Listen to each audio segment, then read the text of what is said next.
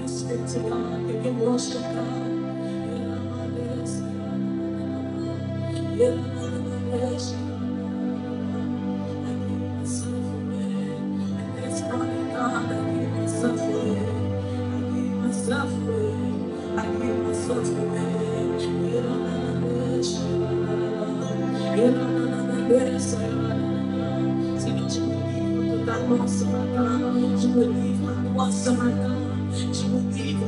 And I say yes to your calling this morning. And I say yes to your calling this morning. I give myself away. I give myself away. I give myself away.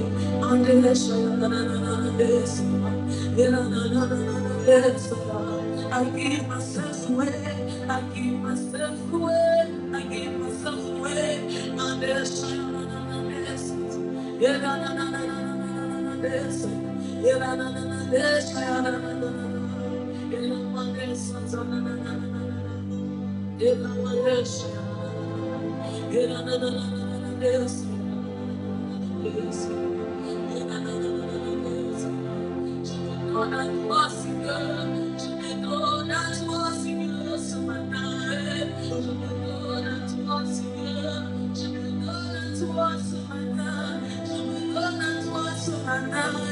Yahweh, Yahweh, Yahweh.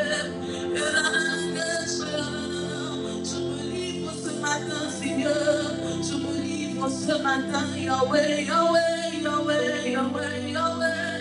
Et la manessa tenemos, ay la manessa. Et la bababosa tenemos, ay la manessa.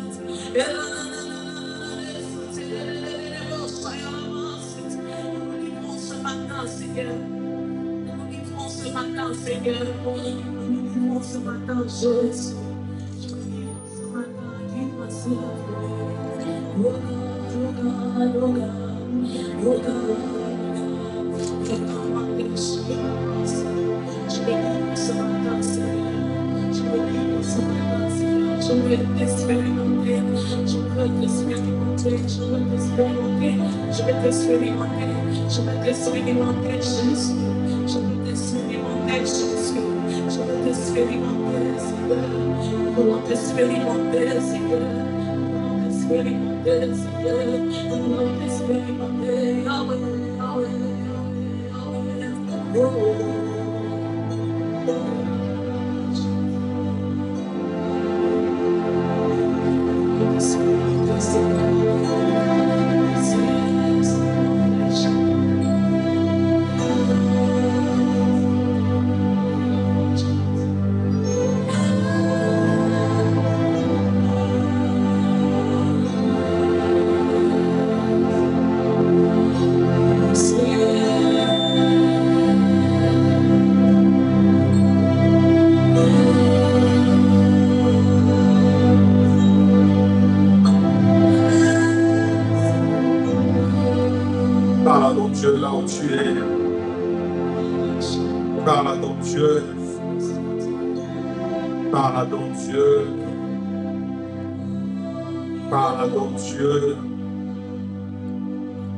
Parle à ton Dieu. Je veux que tu parles à ton Dieu, que tu lui dises un mot. Je veux que tu élèves ta voix, que tu parles à ton Dieu. Parle à ton Dieu parce que sans lui, tu ne peux rien. Parle à ton Dieu parce que sans lui, tu n'es rien. Parle à ton Dieu parce que sans lui, tu ne peux rien. Père, nous te disons merci pour ce matin, pour cette matinée, pour ta grâce. Oh, quel privilège de nous tenir encore devant ta face ce matin. Quel privilège de nous approcher encore devant ta face ce matin. Quel privilège de te savoir être notre Dieu sur ton trône et tu les écoutes. Reçois la gloire pour ce matin où toi tu viens, oh gloire, renouveler tes forces dans nos vies. Merci pour ta grâce et tes bontés. Merci pour ce privilège. Tu es tellement bon, tu es tellement merveilleux. Nous élevons ton nom pour cette matinée, pour ta grâce dans nos vies, pour tes faveurs, oh Dieu, qu'il cesse de ce qui te plaît dans nos vies, oh roi.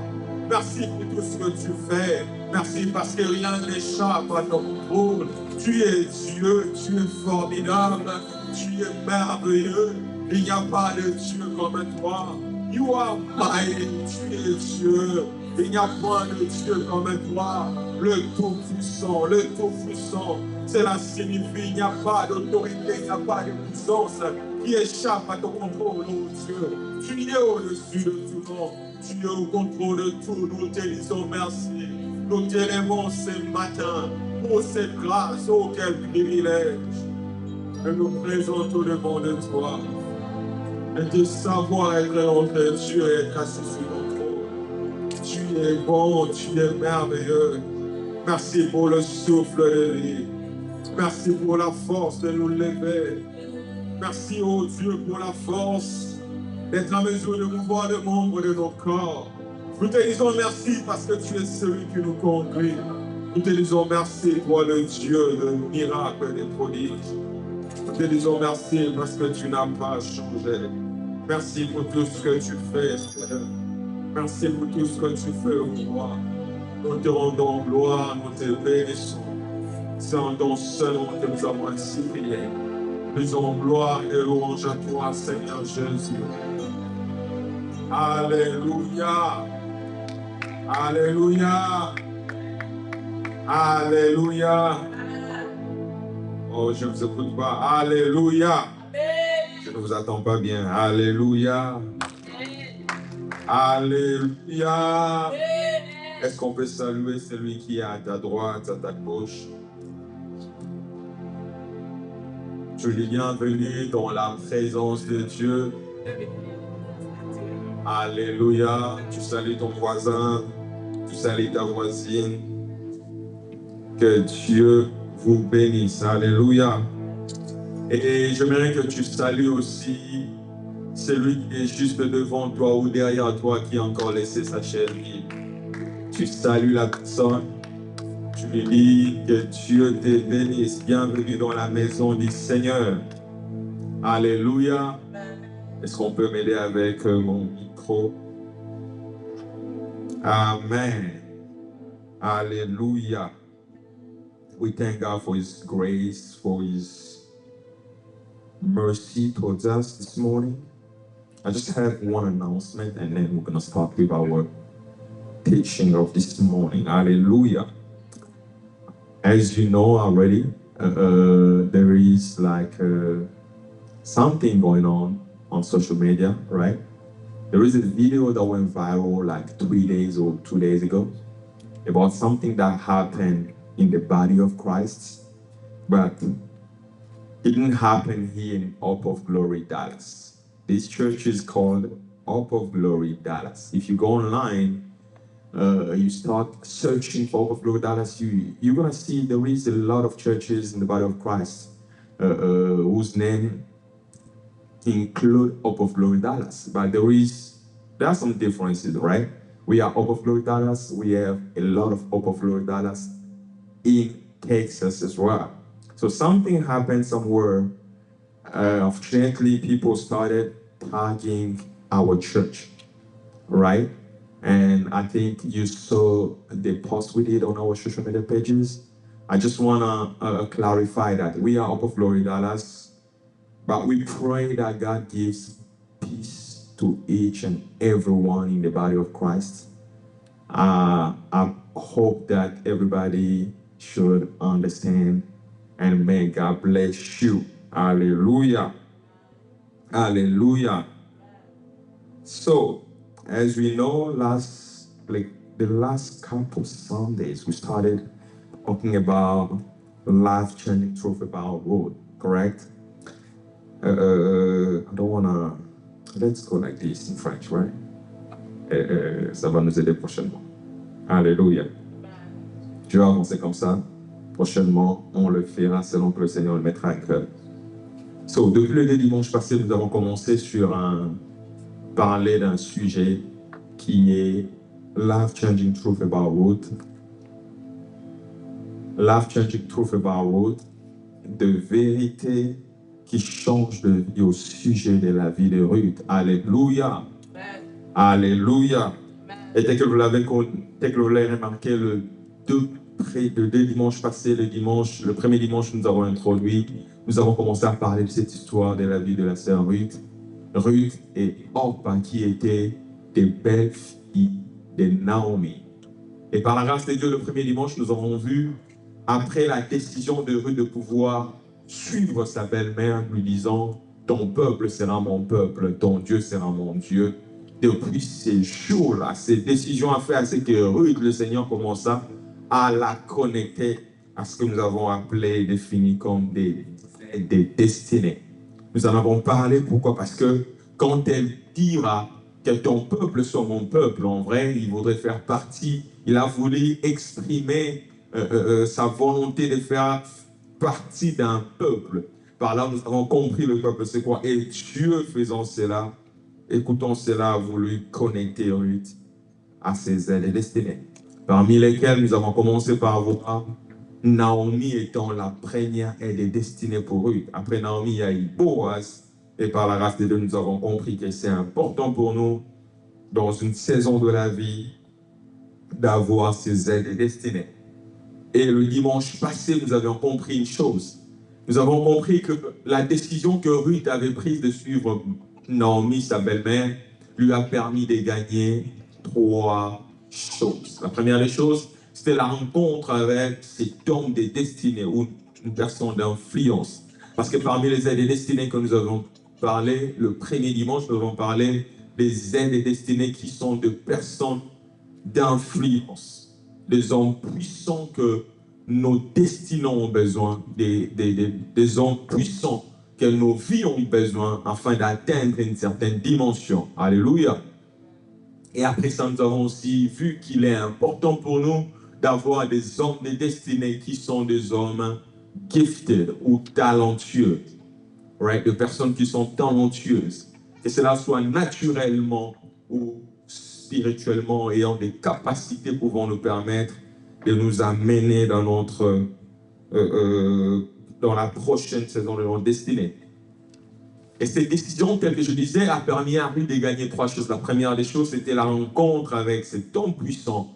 Elle me dit que Boaz était un homme riche et puissant de la famille de Limec. Cette rencontre, nous avons compris, rencontrer une personne de destinée est une chose, mais que cette personne de destinée t'ouvre son cœur en est une autre. Et nous avons vu pour Ruth, ce n'est pas seulement la simple rencontre de pouvoir parler avec Boaz, mais nous avons compris que Boaz l'avait ouvert son cœur. Alléluia. Et cela a commencé à changer la vie de Ruth. La deuxième des choses dont on a parlé le dimanche passé, c'était le coaching que Ruth avait reçu de sa belle-mère Naomi. Et c'est par là que nous avions fini. Nous avons parlé quand Naomi lui dira lave-toi, oins-toi, remets tes habits, descends dans l'air. Nous avons vu que Naomi donna à Ruth des instructions que Ruth suiva, et cela amena Ruth à entrer dans sa destinée. Et l'autre fois, la troisième chose, ou le troisième point, c'était l'adoption dans la lignée royale, que nous n'avons pas pu parler le dimanche passé, pour lequel, par la grâce de Dieu, nous allons parler de ça ce matin. Je ne serai pas long, nous allons juste parler de ça et puis nous allons prier. Alléluia. Aujourd'hui, dans ces grands thèmes de vérité qui changent de vie concernant la vie de Ruth, nous parlerons du troisième point que nous avions énuméré l'autre fois, l'adoption dans la lignée royale. Quelqu'un me dira, mais adoption dans la lignée royale, mais Ruth n'était pas devenue princesse ou reine, mais Ruth est devenue ancêtre de Jésus. Ruth s'est alliée à Boaz et cela permet à ce que Ruth s'attache à une lignée de Juda par lesquelles notre Seigneur Jésus est venu et par lesquelles le roi David, le roi Salomon et les autres sont passés. Alléluia. Je vais vous inviter dans le livre de Ruth, si on peut s'élever, on va honorer la parole du Seigneur. Ruth chapitre 4, versets 11 à 12. Ma prière que ce matin, que chacun de nous puisse comprendre, Saint-Esprit soit au contrôle de tout. Merci pour ce que tu déposeras dans le cœur de chacun pour notre transformation. J'aimerais que nous puissions lire Ruth chapitre 4, versets 11 à 12, et puis nous lirons 16 à 22. Alléluia. Avant d'aller à Ruth 4, 11 à 12, lisons Ruth 3, 10 à 11, et puis 18, et puis on va revenir sur 4 à 12. Ruth chapitre 3, versets 10 à 11. Est-ce qu'on peut se lever pour honorer la parole du Seigneur? Ruth chapitre 3, verset 11, 10 à 11. La Bible dit, si vous l'avez trouvé, la Bible dit, et il dit, sois bénie de l'Éternel, ma fille. Ces derniers traits témoignent encore plus en ta faveur que le premier. Car tu n'as pas recherché de jeunes gens pauvres ou riches. Mais maintenant, ma fille, ne crains point. Je ferai pour toi tout ce que tu diras. Car toute la porte de mon peuple, c'est que tu es une femme vertueuse. Verset 18. La Bible dit au verset 18, et Naomi dit, sois tranquille, ma fille, jusqu'à ce que tu saches comment finira la chose, car cet homme ne se donnera point de repos qu'il n'ait terminé cette affaire aujourd'hui. Allons, chapitre 4, verset 11 à 12. Chapitre 4, verset 11 à 12, la Bible dit, tout le peuple qui était à la porte et les anciens dirent, nous en sommes témoins que l'Éternel rende la femme qui entre dans ta maison semblable à Rachel et à Léa, qui toutes les deux ont bâti la maison d'Israël. Manifeste ta force dans Ephrata et fais-toi un nom dans Bethléem. Verset 12. Puisse la postérité que l'Éternel te donnera par cette jeune femme rendre ta maison semblable à la maison de Péré qui fut enfantée à Juda par ta main. J'aimerais que tu soulignes semblable à la maison de Péré qui fut enfantée à Juda par ta main. Verset 16 à 22. Le Bible dit au verset 16, Naomi prit l'enfant et le mit sur son sein et elle fut sa garde. Vous voyez ça? Le voisin lui donnèrent un nom en disant, un fils est né à Naomi, et elles appelèrent Obed. Ce fut le père d'Isaïe, le père de David. 18. Voici la postérité de Péré. Péré engendra Esron. Esron engendra Ram. Ram engendra Aminadab. Aminadab engendra Nachon. Nachon engendra Salmon. Salmon engendra Boaz. Boaz engendra Obed. Obed engendra Isaïe. Isaïe engendra David. Parole du Seigneur, on peut s'asseoir. Alléluia. Qui a aimé la dernière partie que nous venons de lire? La généalogie. Plusieurs personnes, quand ils lisent la Bible, n'aiment pas la généalogie. X engendra Y, Y engendra Z. Qui aime la généalogie? Qui les lit souvent quand ils lisent la Bible? Ils sortent ces médias, il y a beaucoup de noms compliqués, je ne sais même pas lire. Alléluia. Mais il y a une leçon à prendre, il y a quelque chose d'intéressant quand on lit les généalogies. Alléluia. Bienvenue dans le Seigneur, nous venons de lire cette histoire très intéressante. Aujourd'hui, nous parlerons beaucoup plus du chapitre 4. Mais avant cela, le chapitre 3 nous a fait comprendre la suite de ce que nous avions là où nous sommes arrêtés la fois passée. Ruth reçut des instructions de la part de Naomi, sa grand-mère, ça s'appelle maintenant. Nous sommes arrêtés à l'instruction où Naomi lui dit, descends dans l'air, attends et tu verras, observe là où il va dormir et puis tu vas aller découvrir ses pieds. Et Naomi vint dire, le dernier verset du chapitre 3, sois tranquille ma fille, que tu saches comment finira la chose, car cet homme ne se donnera point de repos qu'il n'ait terminé cette affaire aujourd'hui. Naomi, sûre d'elle, sur des instructions qu'elle avait données à Ruth, elle lui dit, écoutez, ce que je t'ai dit de faire, la Bible avait dit, Ruth, fit ou suivit à la lettre, je paraphrase, toutes les instructions de Naomi. Ruth suivit à la lettre les instructions de Naomi. Et quand il fit ce qu'il a pu faire, c'est préparer, c'est laver, c'est mettre l'huile, c'est oindre d'huile plutôt, remettre ses habits, descendre dans l'air, observer. Elle est allée même se mettre là où Boaz avait passé la nuit. Ruth a fait ce qu'elle pouvait faire selon ses capacités. Mais après avoir fait ce qu'on a pu faire, ce qu'on peut faire de nous-mêmes par rapport à nos capacités, le reste, c'est du ressort de Dieu. Je vais dire à une personne ce matin, tu as fait ce que tu as commencé à faire, tu as pu accomplir des choses selon ton intelligence, tu as pu planifier des choses et exécuter certains plans, mais à un moment donné, tu t'es dit, oh, je tout fait ce que je pouvais faire selon l'expérience que j'ai, selon mes capacités, mes compétences. Là, je ne sais plus quoi faire, je vais t'informer.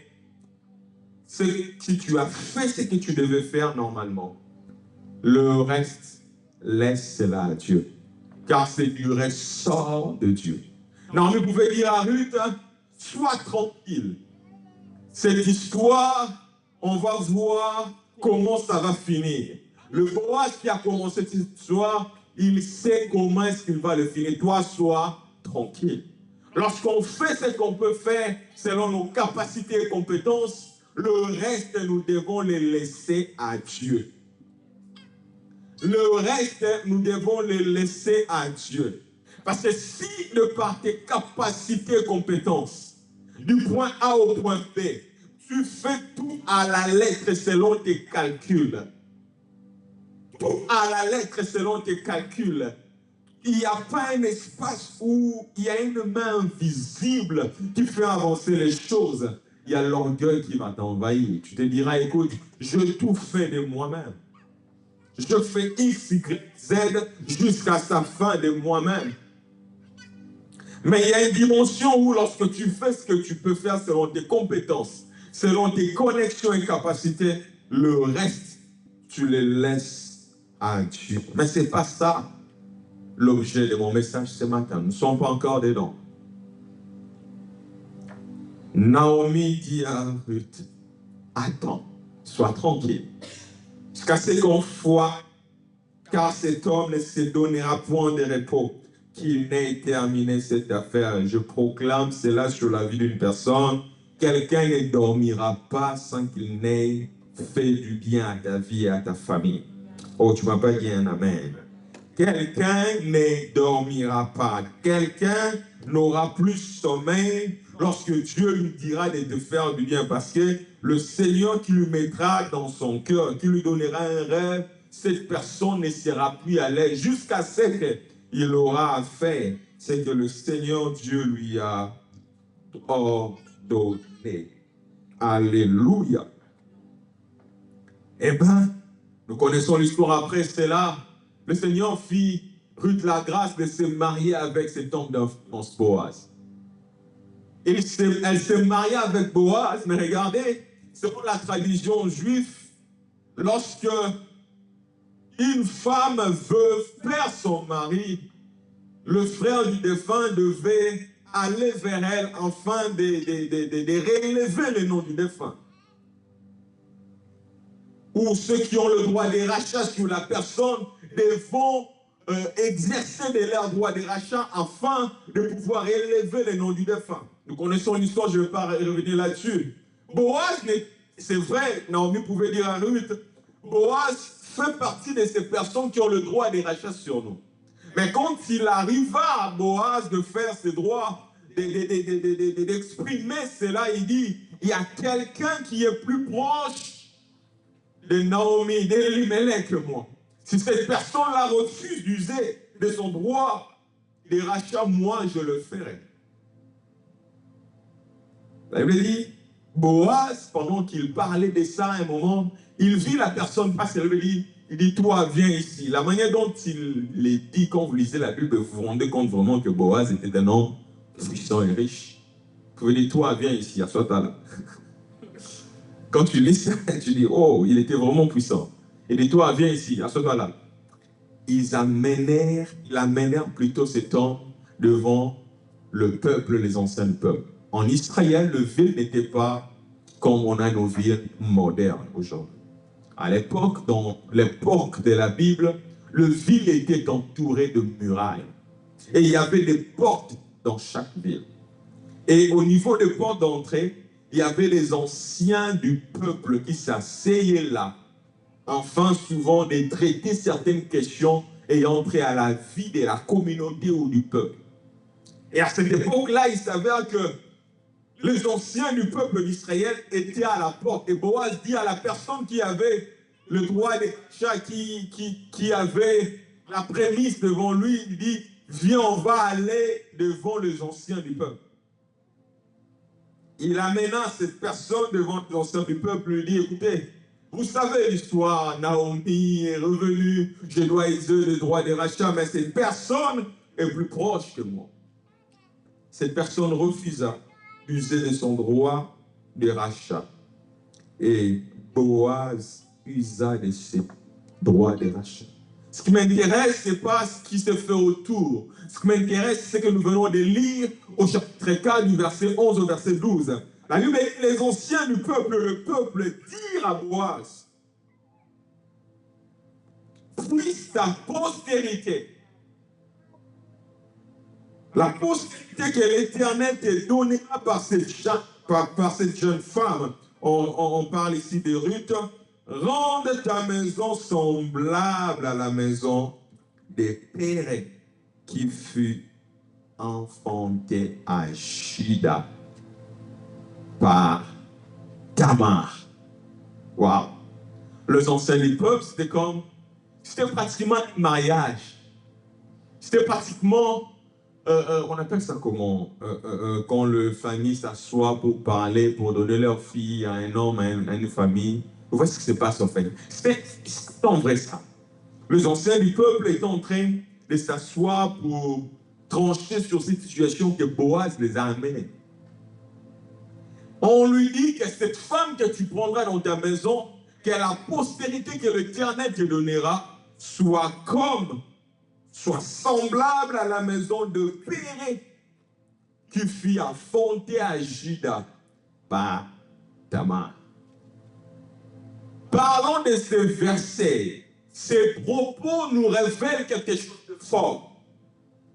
Mais pourquoi les anciens du peuple d'Israël, à l'époque de Boaz, pouvaient faire référence à une histoire qui a passé longtemps, qui est passée déjà il y a longtemps?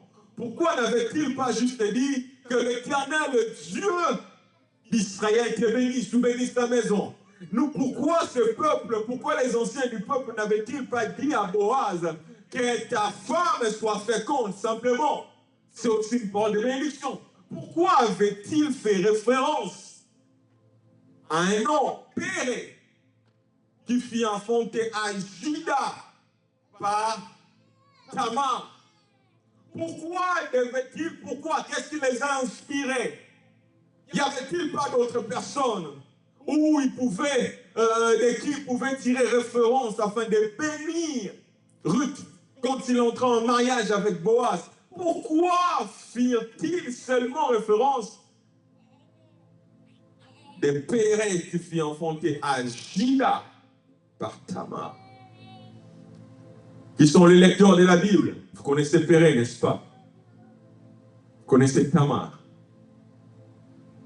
Tamar, c'est un nom aujourd'hui qui est des fois, plusieurs personnes portent le nom de Tamar. Mais qui était Tamar, qui était Péré? Alléluia. Allons dans le livre de Genèse 38. Pourquoi les anciens du peuple avaient fait référence à ces noms de Péré et à ce nom de Tamar quand ils bénirent Boaz et Ruth, lorsqu'ils bénirent l'union de Boaz.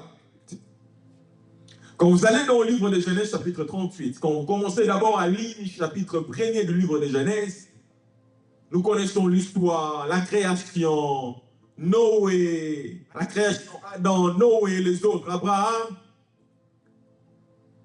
Isaac, Jacob. Arrivé au chapitre 37 d'abord, vous verrez que l'histoire commence avec quelque chose de malheureux, de triste. La vente de Joseph. Qui connaît ça? C'est au chapitre 37 que Joseph fut vendu par ses frères. C'est au chapitre 37 que le frère de Joseph, les 11, décidèrent de vendre. Je crois que c'était 10 parce que leur frère aîné s'était déplacé, ils ont profité de le vendre. Et quand il revint, il ne trouva plus le fils, le petit dans le puits, il se plaigna. Au chapitre 37, on voit Joseph qui fut vendu aux Madianites qui se dirigeaient vers l'Égypte. Mais au chapitre 38, il y a autre chose. Et quand vous lisez le chapitre 39 du livre de Genèse, on revient sur l'histoire de Joseph. Il y a un problème. Pourquoi le Seigneur permet qu'au chapitre 36, 37, on parle de Joseph?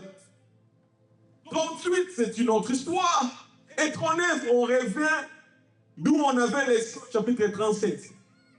C'est comme si au chapitre 38 du livre de Genèse, l'Éternel introduisit quelque chose. C'est comme si le chapitre 38 du livre de Genèse ouvre une boîte pour introduire une autre histoire. Quand vous lisez le chapitre 38, on va lire juste 2 ou 3 versets, mais à la maison, vous les lirez, vous comprendrez quelque chose. Allons dans le livre de Genèse 38, versets 24 à 30. La Bible dit au chapitre 38 du livre de Genèse, verset 24 au verset 30, la Bible dit: environ 3 mois après, on vint dire à Juda, Tamar, ta belle-fille, s'est prostituée. Et même la voilà enceinte à la suite de sa prostitution. Et Juda, faites-la sortir et qu'elle soit brûlée.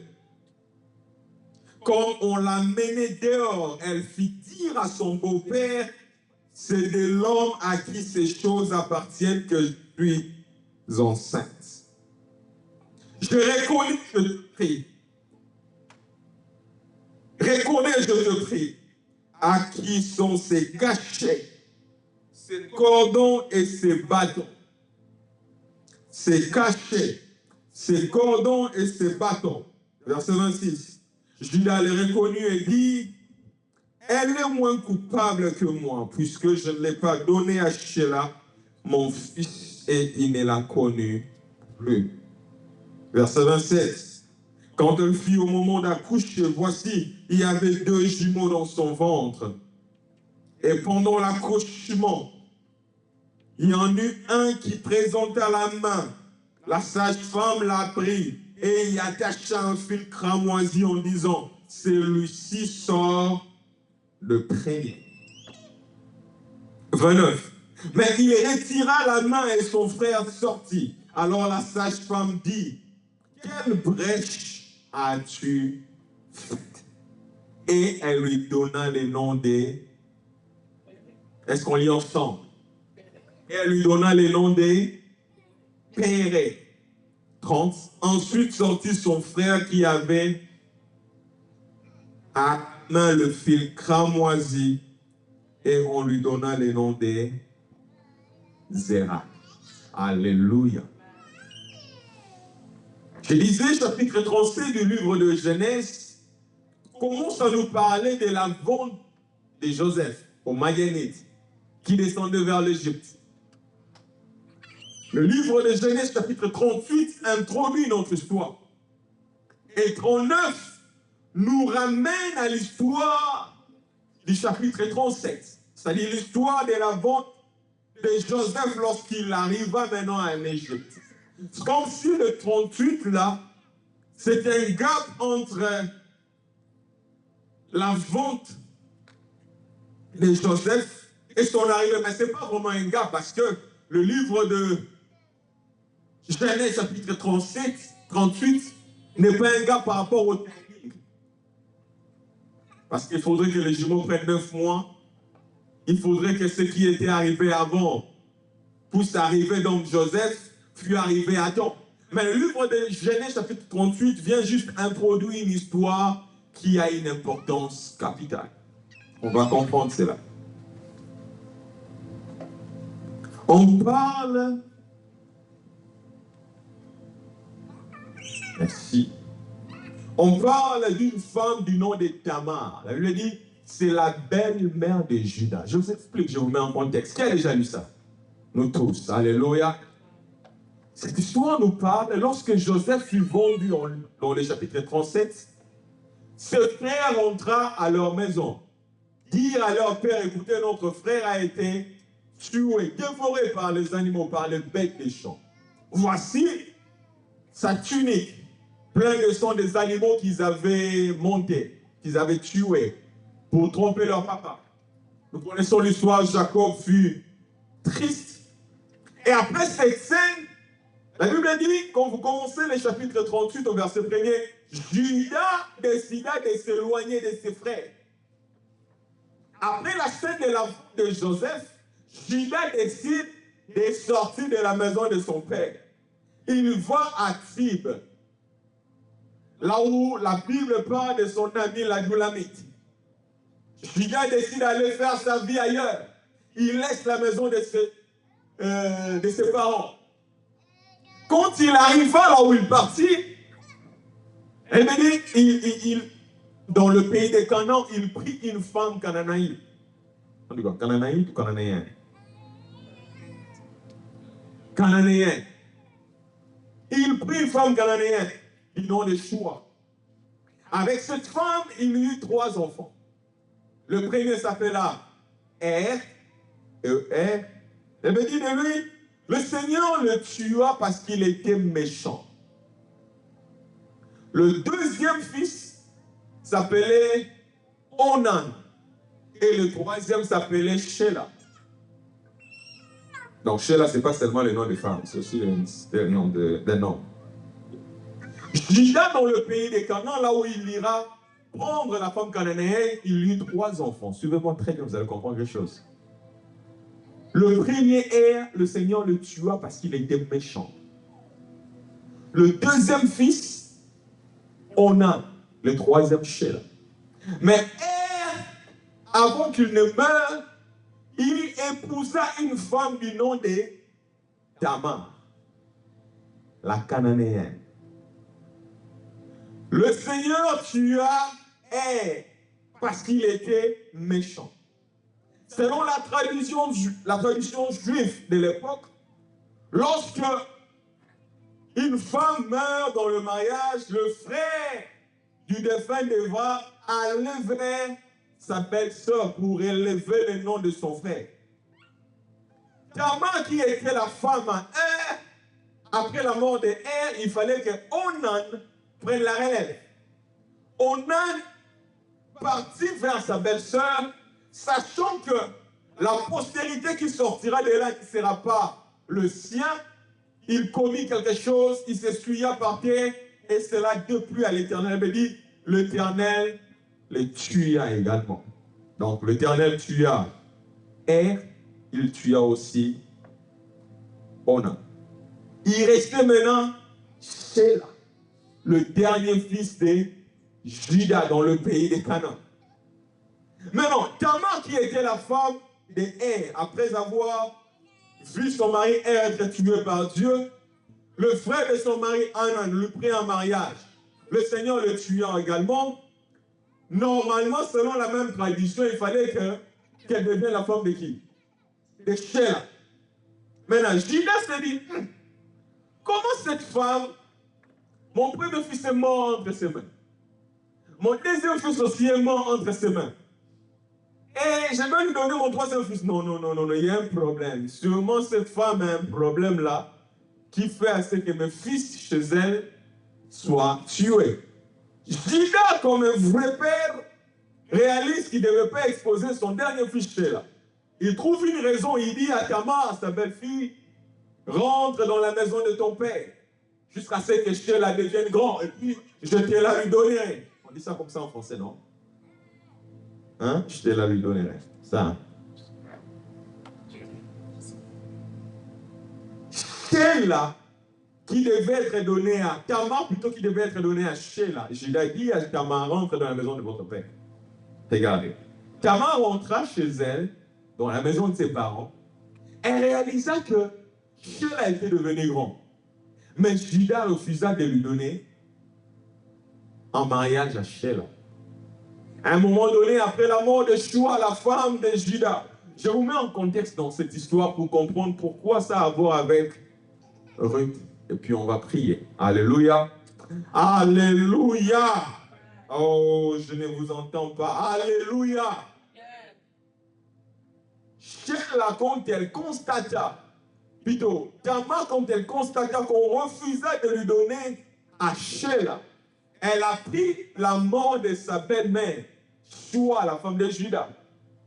Quand Juda vit que sa femme mourut, elle se déplaça pour aller dans une autre ville. Pour aller dans une autre ville. La Bible dit quand Tamar apprit que son père, son beau-père se déplaça pour aller dans cette ville-là. La Bible dit, Tamar s'échangea.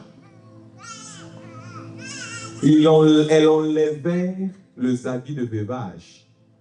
Elle mit les habits de prostitution. Elle monta dans la ville, dans la place, pour aller rencontrer son beau-père. Et quand elle le fit, elle couvra son visage, de sorte que son beau-père ne réalise pas que c'était lui. Son beau-père alla vers elle. Nous connaissons l'histoire maligne qu'elle était, elle a demandé une gage. On dit quoi, une gage? Gage. Quand elle demanda cela, 3 mois après, elle dit, on fit dire à son beau-père Juda que ta belle-fille s'est prostituée.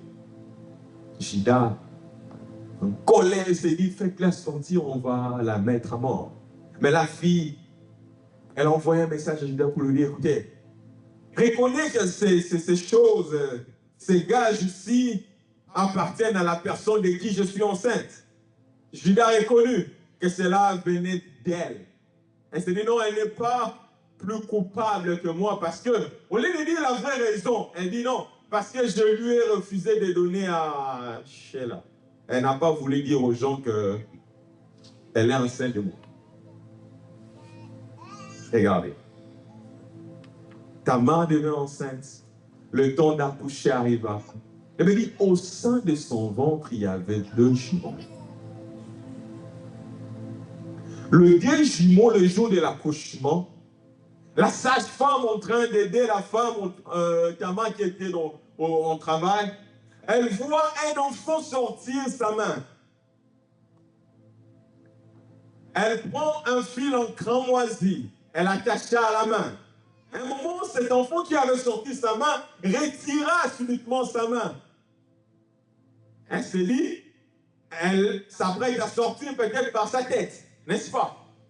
Parce que quand on mit déjà le fil, on se dit, c'est lui le premier des jumeaux, n'est-ce pas? L'enfant retira sa main. Et après cela, celui qui était resté sortit par sa tête. Ah! La sage-femme dit, mais par où tu es sorti? Comment tu as pu trouver la brèche? Parce que tu n'étais pas en position de sortir en premier. C'était ton frère à qui j'ai attaché un fil en cramoisi. Et la Bible dit, on appela cet enfant Père. Pourquoi Père? Parce que cet enfant a s'y trouvé une brèche où il est sorti. Pourquoi je parle de tout ça? Le deuxième enfant, c'était Zérak. En d'autres termes, quand Zérak sortit, on constata maintenant dans la main de Zérak, il y avait le fil en cramoisi. Péré qu'on n'attendait pas, Péré qu'on attendait le moins, c'est lui qui est sorti en premier. Comment avait-il fait? On ne sait pas. Mais on sait que Péré a pu sortir sa main, a pu sortir, a pu frayer un chemin, a pu frayer une brèche pour sortir avant son frère. Alléluia. Les anciens du peuple dirent à Boaz que la postérité que l'Éternel t'accordera à travers cette femme soit semblable à Péré, qui lui fit enfanter à Juda par Tamar. En d'autres termes, il y a eu inceste, mais à cette époque-là, cela n'était pas encore... Non, l'inceste était déjà interdit parce que C'est à partir de Lévitique que l'Éternel avait dit. Alléluia. Il dit que la postérité que l'Éternel te donnera par cette femme soit semblable à la postérité des pères qui fut enfanté à Juda par Tamar.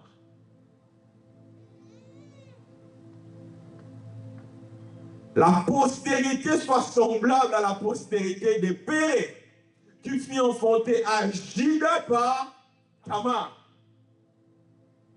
Juda avait donc, à part son fils Sheila qui était resté, il avait encore maintenant deux jumeaux, Péré et Zéra. Mais quand vous lisez l'histoire, le nom de Péré signifiant celui qui fraye une brèche, celui qui crée une brèche, qui fraye un chemin. Là où on t'attend le moins, tu ouvres, tu entres, ou tu sors. On dit la postérité que l'Éternel t'accordera soit semblable à celui de Péré, qui le fit enfanter par Tamar, une Cananéenne, une autre étrangère. Un jour, on parlera de Tamar, Rahab et Ruth. Le calcul de Dieu. Alléluia. Pourquoi ces anciens du peuple font référence à cet homme de Péré?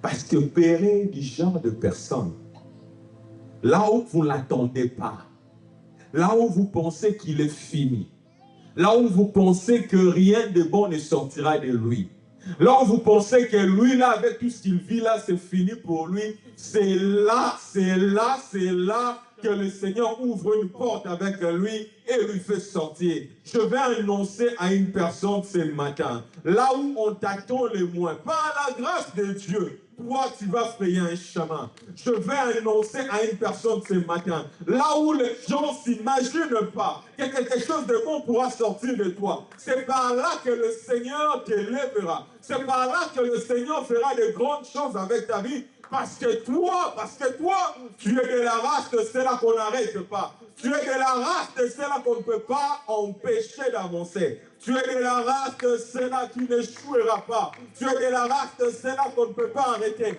Tu es de la race de ceux-là qui sont comme de Péré. Là où les limitations se présentent devant eux dans leur famille. Là où les gens disent, cette famille, les gens ne peuvent pas évoluer. Là où les gens disent, dans cette famille, les gens ne peuvent pas réussir. Mais parce que toi, tu es de la race de ceux-là qui vivent par la grâce de Dieu. Tu frayeras un chemin là où on t'attend le moins. Oh, tu frayeras un chemin. J'annonce cela dans la vie d'une personne. Je ne sais pas si vous, dans la salle, vous m'écoutez. Laissez-moi le dire à ceux-là qui me suivent en ligne. Vous qui me suivez en ligne, vous êtes de la race de ceux-là qui frayent un chemin là où on vous attend le moins.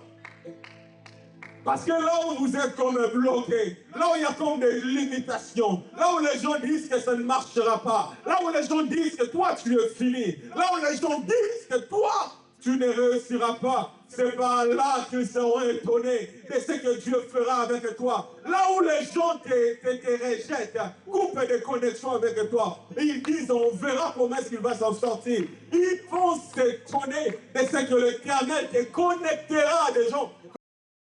Prière ouvrira une porte pour toi. Tu es de la race de ceux-là qui sont comme de précurseurs. Je vais dire à une personne ce matin, tu es de la race de Péré. Tu es de la race de ceux-là qui frayent les chemins. Tu es de la race de ceux-là qui sont inarrêtables. Tu es de la race de ceux-là, selon les gens, toi tu ne peux pas avancer. Selon les gens, toi tu ne peux pas réussir.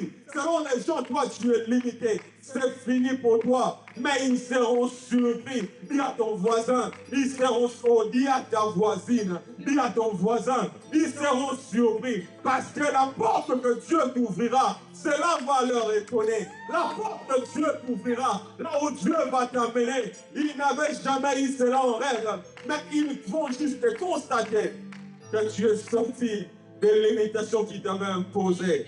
Parce que toi, tu es comme un Boaz à qui l'on a prophétisé, à qui on a dit que la postérité que l'Éternel te donnera par cette femme, soit comme celui de Péré. Regardez dans Genèse 37, On parle de l'histoire de Joseph qu'on vendit vers l'Égypte. En 9, on continue dans la même histoire. Mais qu'est-ce qu'il fait? C'est qu'en Genèse 38, que l'Éternel ouvre une brèche. Il fait introduire Pérée. Il fait introduire une histoire qu'on ne pouvait jamais imaginer. Parce que toi et moi, nous sommes de la race de Séla. Tu fais un chemin. On parlait de Joseph dans le chapitre 37. On parlait des savantes. Mais Dieu, qui est un Dieu de toutes les grâces, s'est dit non, non, non, je veux faire entrer une étrangère dans cette histoire.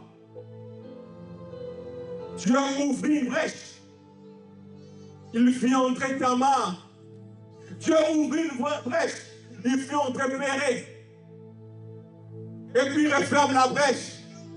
Chapitre 39 du livre de Genèse. On reprend là où le chapitre 37 avait fini. Oh. Dans le chapitre 38 était juste introduit pour nous expliquer que toi, oh, je parle à quelqu'un, que toi tu es de la race de Pérée.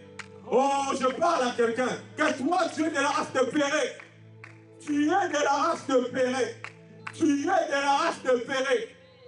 Oh, vous ne m'entendez pas. Vous êtes de la race de Pérée. Oh, pour Floridanas, tu es de la race de Pérée.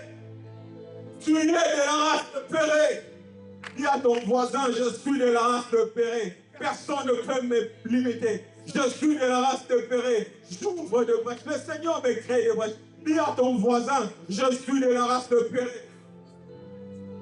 Je suis de la race de Pérée. Je suis de la race de Pérée. C'est lui qui ouvre une brèche qui étonne les gens. Mais comment tu as fait pour arriver là? Tout était réuni pour ne pas qu'on parle de toi. Tout était réuni pour que ta famille ne réussisse pas. Tout était réuni pour que tu n'avances pas dans ta carrière. Tout était réuni pour que tu n'aies pas des enfants. Mais comment est-ce que tu as pu avoir un enfant? Comment tu as fait? Comment tu as fait? Parce que tu es de la race de Pérée.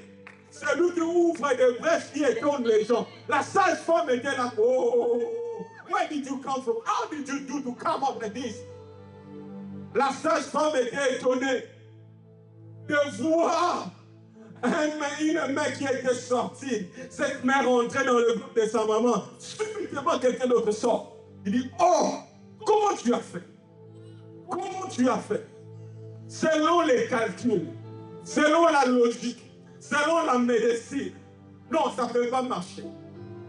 Selon la médecine, selon la médecine, cette maladie incurable ne peut pas guérir. Selon la médecine, selon les hommes, ce problème ne peut pas être solutionné. Mais somehow, one day, they just wake up like this and this. Et il te voit la chose à changer. Parce que tu es de la race de Pérée, pour qui Dieu ouvre une brèche. Il y a une histoire de Joseph. Dieu dit non, non, non. Cette histoire ne va pas d'abord continuer au chapitre 39. Je dois introduire une personne. Je dois introduire une personne. Je dois surprendre les gens avec l'histoire d'une personne. On ne parle pas de toi souvent. Oh, lorsque les gens se réunissent, ils ignorent ton nom. On ne parle pas de toi parce qu'ils se disent, oh, de lui, est-ce qu'on peut s'imaginer quelque chose de bon? Mais je t'informe au milieu de leur histoire, au milieu de leurs habitudes. Ils sont habitués à ne pas écouter de toi. Ils sont habitués à ne pas te voir avancer. Subitement, tu vas sortir comme un Pérée. Oh, dis à ton voisin, je suis de la race de Pérée. Je suis de la race de Pérée. Je suis de la race de Pérée. Regardez.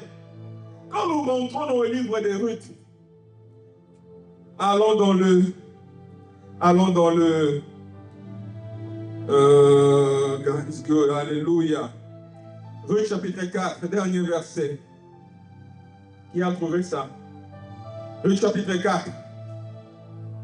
Ruth chapitre 4, verset 10, je le lis. Voici la postérité de Pérée. Dans Ruth, on commence à évoquer la postérité de Pérée. Pourquoi?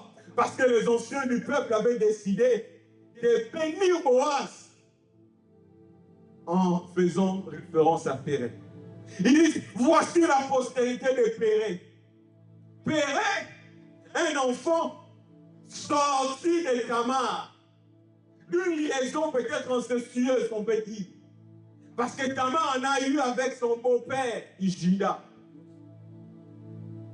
Voici la postérité de Pérez. On ne parle pas de la postérité d'Ezram, non, de Zérak, son jumeau. On parle de Pérez, regardez ici. Voici la postérité de Pérez. Pérez engendra Escron. Escron engendra Ram. Ram engendra Aminadab. Quand Pérez a engendré Escron, Escron n'était pas le seul enfant de Pérez. Il y avait aussi Amoul. Amoul était aussi un enfant de Pérez. Mais Escron sortira.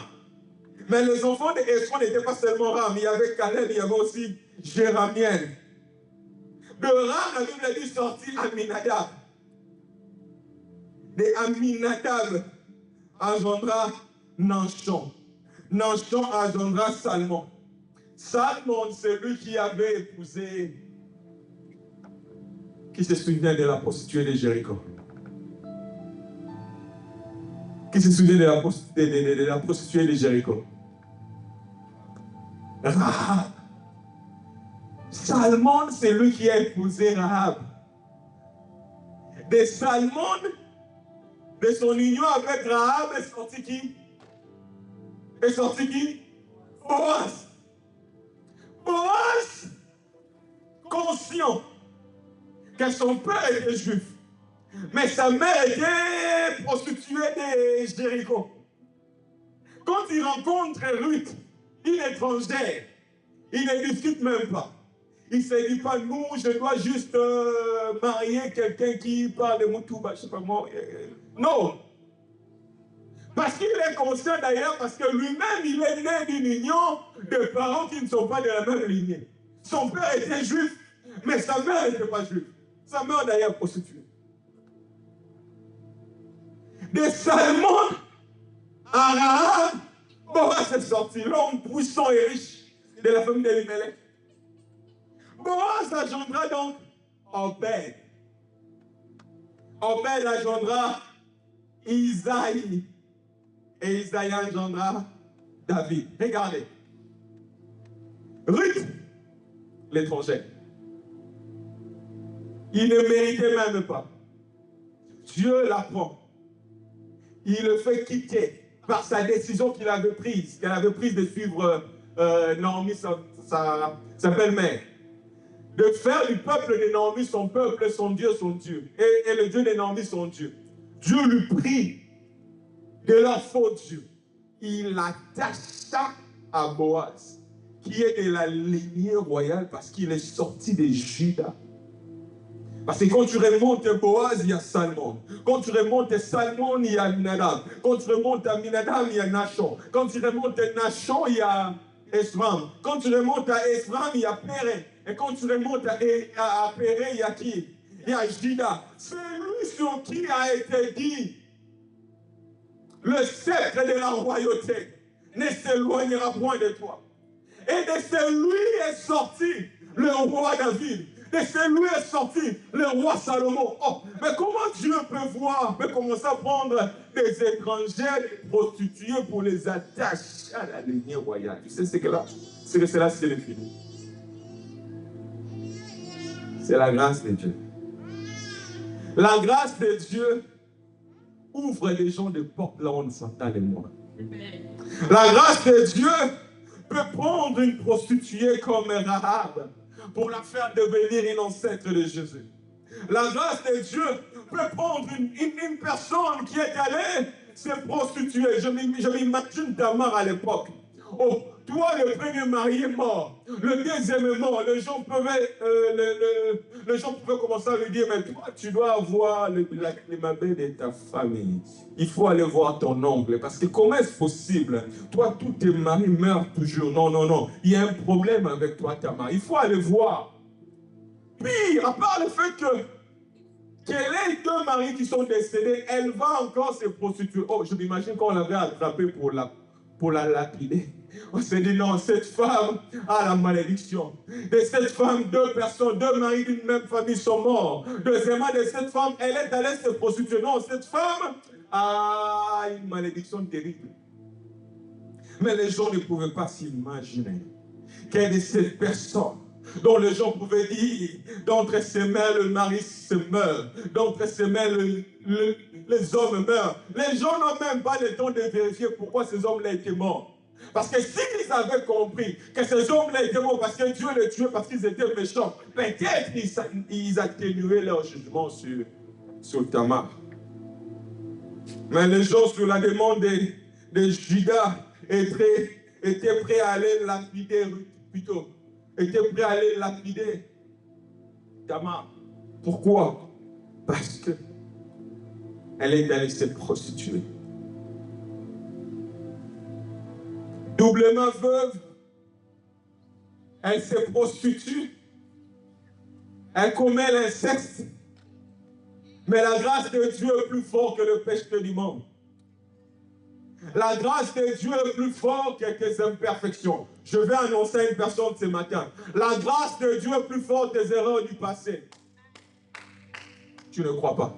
La grâce de Dieu est plus forte que tes erreurs du passé. La grâce de Dieu est plus forte que tes confusions du passé. La grâce de Dieu peut tirer quelqu'un comme Tamar, doublement veuve, deuxièmement prostituée, troisièmement inceste, je ne sais pas le vocabulaire me manque. Elle a encore commis l'inceste. Oh my God. Elle était pire. Au cœur du monde, on peut se dire comment une femme peut être comme ça. Mais c'est de cette femme-là qu'est sorti Thérèse. De cette femme-là, je sens quelqu'un de nulle part. De cette femme-là, Dieu a décidé d'arrêter l'histoire qu'on rencontrait sur Joseph dans le chapitre 37 pour les recommencer au chapitre 39. De cette femme-là, Dieu avait prévu que la lignée royale puisse sortir. Je veux dire à une personne, je ne connais pas ton passé. I don't care about that. Je m'en fous de ce que tu as fait dans le passé. Je m'en fous de ce qui s'est passé dans ta famille. Mais je viens t'annoncer ce matin, la grâce de Dieu sur ta vie va parler plus fort que ton passé. Dieu n'a que faire de ton passé. Dieu n'a que faire de ton passé. Dieu introduit Tamar. Il ne se limite pas là. Il prie également Rahab. On parlera un jour de Tamar, Rahab et Ruth. Dieu est spécialiste dans la réécriture des destinées des gens. Là où tout s'est réuni pour te limiter. Là où tout s'est réuni pour mettre un point à ta vie. Je vais annoncer à une personne ce matin. Comme Boaz à qui on a béni, on a dit que la postérité de l'Éternel qu'il te donnera à travers cette femme soit comme celle de Pérez. Je veux dire à une personne, je proclame sur ta vie ce matin, que ta vie, que ta postérité, que ta destinée, que ta famille soit comme celui de Pérez. Cela signifie soit de bénédiction, soit des choses qui vont étonner le monde, où le monde s'attend de le moins, où Dieu commence avec toi une histoire que jamais les hommes n'ont entendue. Parce que de toi sortira quelque chose de meilleur, car Dieu n'a rien à faire avec ton passé. Dieu s'en fout de ton passé, mais ce qui importe Dieu, c'est la décision que tu prends, comme Ruth avait pris. Ruth pouvait dire à Naomi, ton peuple sera mon peuple, ton Dieu sera mon Dieu. Elle ne savait pas que cette décision pouvait permettre de par elle qu'elle soit attachée à la lignée royale. D'elle est sorti Isaïe, celui qui a donné naissance à notre roi David. Tu ne peux t'imaginer quel que soit ton passé. Ruth est sorti d'un pays étranger, au Dieu d'Israël, là où on adorait le faux Dieu. Il est sorti d'un peuple qui ne connaissait pas le Dieu d'Israël. Mais parce qu'il avait décidé de suivre le Dieu d'Israël, sa destinée avait changé. Dieu l'attache à Boaz. Après ça, Dieu permet à ce que la bénédiction de Pérez soit le partage de sa maison. On pouvait le bénir pour lui dire que votre couple, votre maison soit bénie de toutes les bénédictions. Mais Dieu finalement c'est qu'ils écoutent que la postérité de l'Éternel soit semblable à celle de Péré. Parce que le Péré sont ceux-là, là où il y a des limitations. Oh, ils n'ont pas peur des limitations. Les Pérés n'ont pas peur des limitations. Les Pérés n'ont pas peur de rejet. Les Pérés n'ont pas peur des limitations. Les Pérés n'ont pas peur de rejet.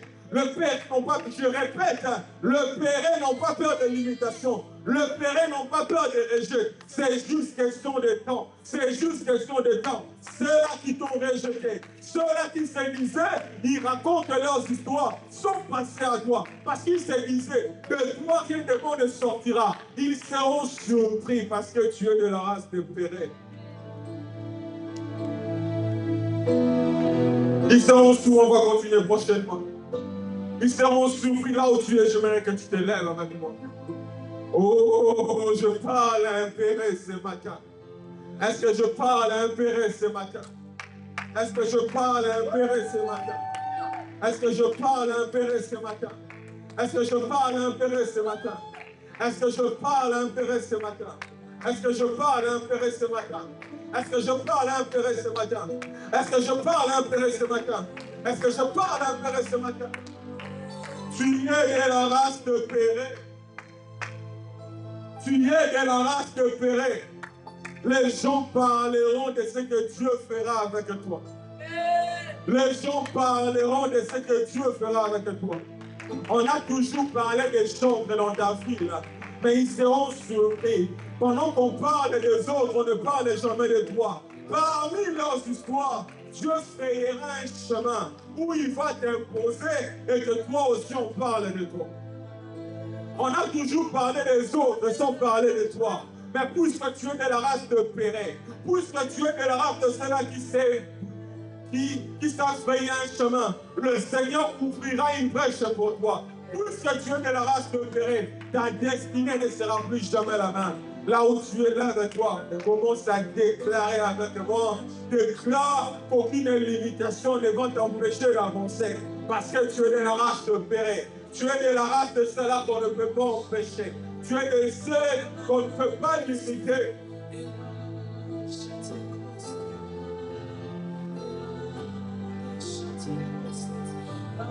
Prie, prie, prie, déclare-le, déclare-le. Déclare-le, déclare-le. Déclare-le, déclare-le. Déclare-le, déclare-le. Déclare-le, déclare-le. Déclare-le, déclare-le. Déclare-le, bien-aimé dans le Seigneur. Toi, tu es de la race de Péré. Toi, tu vas réussir. Toi, tu vas réussir. Toi, tu vas réussir. Toi, tu vas réussir. Parce que tu as décidé de suivre le Dieu d'Israël. Toi, tu vas réussir. Parce que tu as décidé d'obéir à Dieu. Parce que tu as décidé de faire du Dieu éternel ton Dieu en suivant ses préceptes. Toi, tu vas réussir.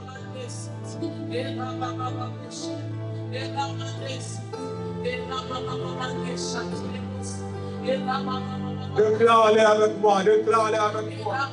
Déclare-les avec moi, déclare-les avec moi. Déclare-les avec moi, déclare-les avec moi.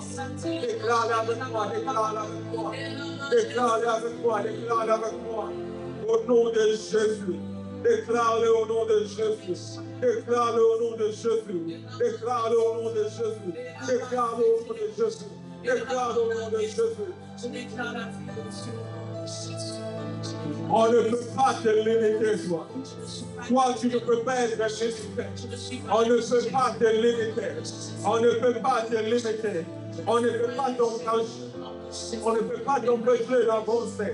Parce que toi, tu es de la race de Péré. Toi, tu es de la race de ceux-là qui avancent. Toi, tu es de la race de ceux-là qui réussissent. Toi, tu es de la race de ceux-là qui vont de l'avant. Puisque tu es de la race de ceux-là qui réussissent, personne ne va t'empêcher d'avancer. Personne ne t'empêchera de réussir. Parce que tu es de la race de Péré. Je me déclare ainsi au nom de Jésus. Pour la vie de chacun d'entre nous. Je déclare les limitations tombent. Les limitations pour les hommes, pour le monde avait imposé sur toi. Je déclare ce matin que cela tombe au nom de Jésus. Je déclare sur une vie ce matin que les limitations que ta famille t'avait imposées, ils seront surpris de te voir réussir. Ils seront surpris de te voir avancer, de te voir sortir la tête. Là où on t'attendait de loin, parce que toi, tu es de la race de Péret. Lorsqu'on parlait de femmes qui ont des enfants dans ta famille, on ne parlait pas de toi. Parce qu'ils se disent, elle, la Mélanie l'a dit, oh, ils seront étonnés de savoir ce que Dieu, de voir ce que Dieu sera en train de faire. Lorsqu'on parle des hommes et des femmes dans ta famille, ils disent, eux dans leur famille ne se marient pas. Ils seront étonnés de voir ce que Dieu fera avec toi. Ils seront surpris. Ce sera comme dans un rêve. Ce sera comme dans un rêve. Une histoire qu'ils ont entendue, qu'ils ont l'habitude d'entendre.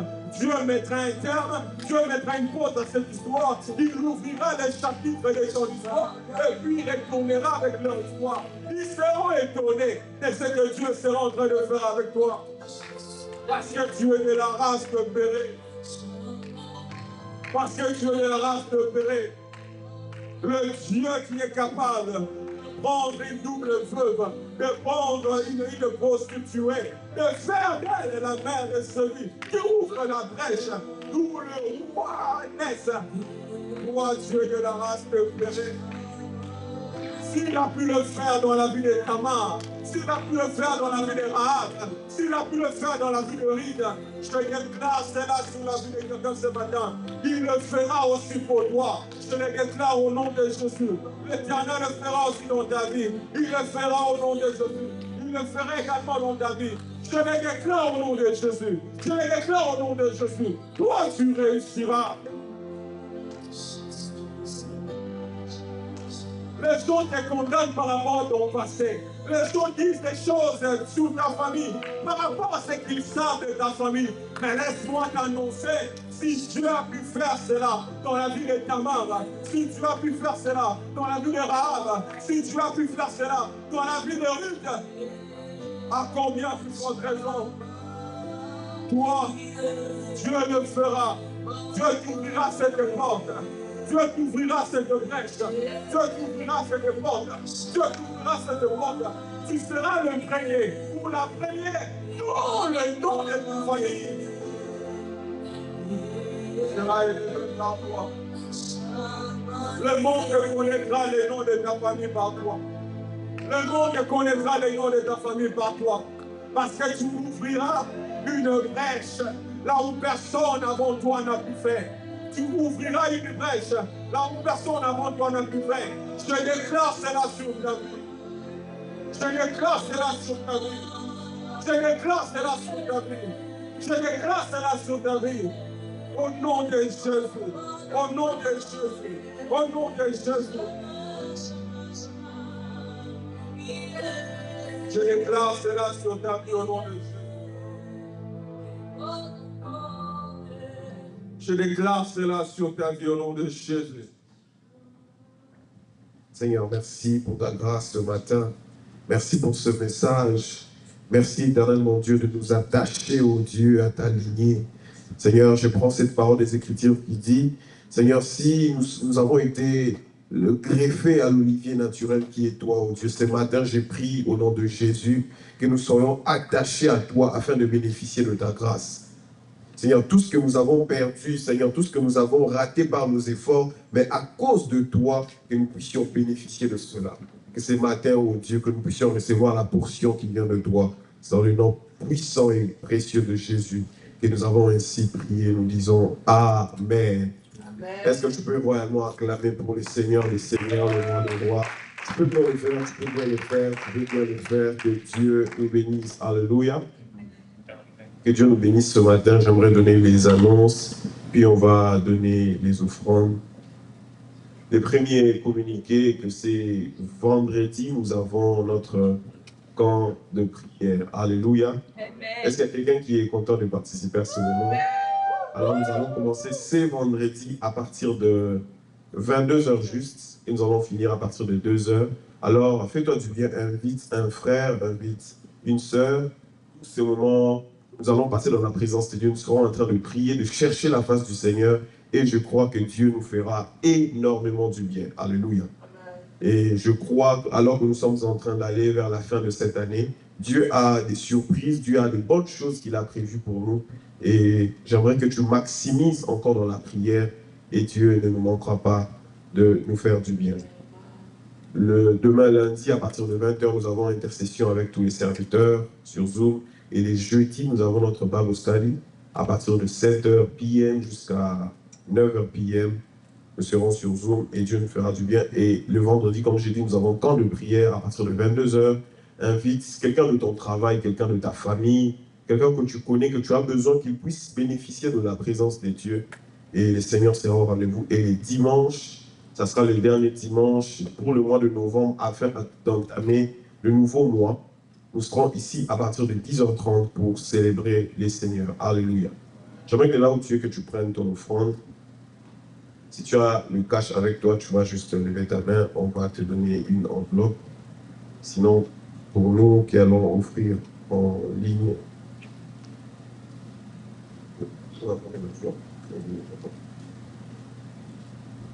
je vais rapidement donner le numéro.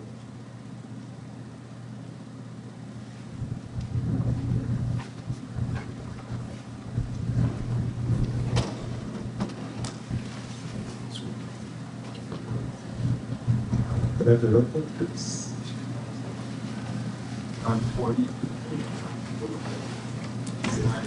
940. 239.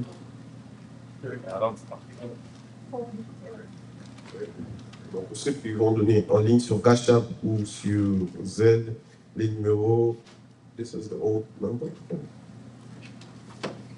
Ending with 9517. That's the old one.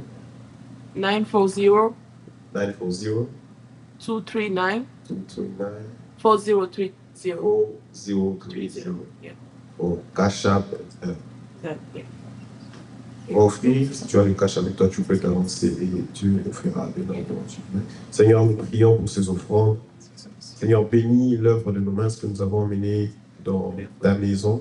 Seigneur, que tu multiplies cela fois 10, que tu multiplies cela fois 1000, oh Dieu. Seigneur, nous prions que tu attaques ceux-là qui dévorent nos finances et que tu multiplies encore et que cela serve pour l'avancement de ton œuvre dans le nom puissant et glorieux de Jésus que nous avons ainsi prié. Amen. Que Dieu nous bénisse. J'aimerais recevoir s'il y a quelqu'un qui est là pour la première fois. Si c'est ta première fois de prier avec nous au Pauvre Glory Dallas, j'aimerais que là où tu es, que tu puisses juste balancer ta main. On va te recevoir de la manière dont nous recevons ici à la maison. Juste balancer ta main. Alléluia. Est-ce qu'on peut acclamer le Seigneur pour la vie de la personne? Alors, juste à la fin, l'histoire juste va faire cette partie, juste pendant 5 minutes, tu vas t'entretenir avec le pasteur et il sera en train de parler avec toi de l'église et Dieu nous fera énormément du bien. On peut s'élever, on va prier pour clôturer les cultes de ce matin.